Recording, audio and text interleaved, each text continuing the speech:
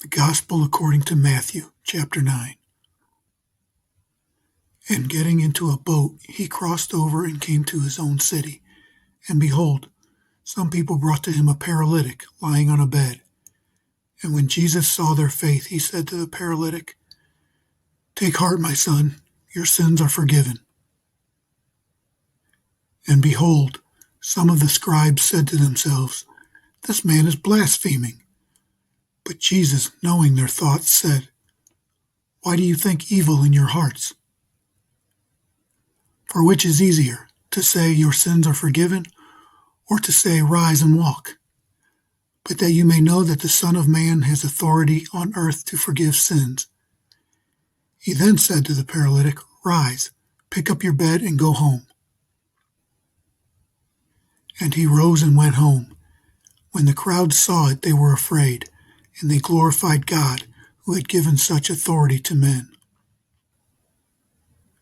As Jesus passed on from there, he saw a man called Matthew sitting at the tax booth, and he said to him, "Follow me."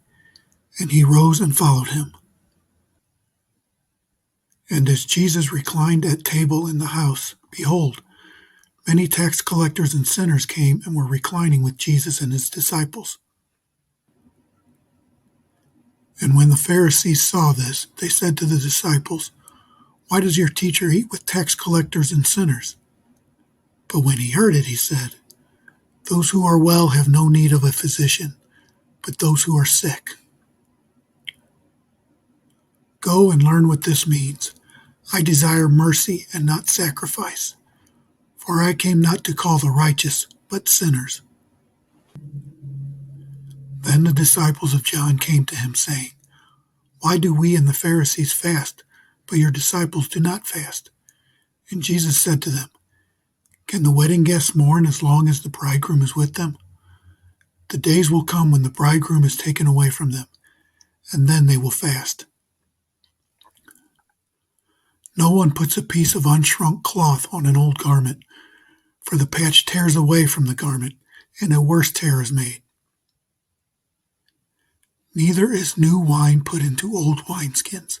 If it is, the skins burst and the wine is spilled, and the skins are destroyed. But new wine is put into fresh wineskins, and so both are preserved." While he was saying these things to them, behold, a ruler came in and knelt before him, saying, "My daughter has just died, but come and lay your hand on her, and she will live." And Jesus rose and followed him with his disciples.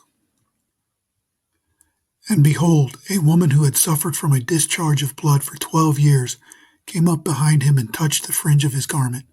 For she said to herself, "If I only touch his garment, I will be made well."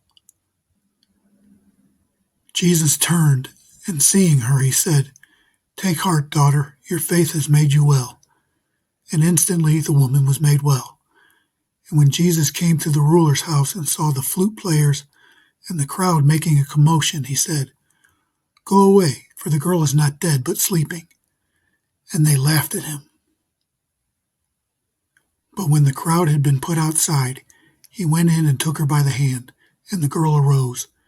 And the report of this went through all that district. And as Jesus passed on from there, 2 blind men followed him, crying aloud, "Have mercy on us, Son of David."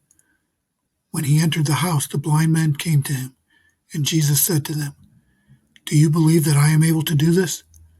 They said to him, "Yes, Lord." Then he touched their eyes, saying, "According to your faith be it done to you." And their eyes were opened, and Jesus sternly warned them, "See that no one knows about it." But they went away and spread his fame through all that district. As they were going away, behold, a demon-oppressed man who was mute was brought to him.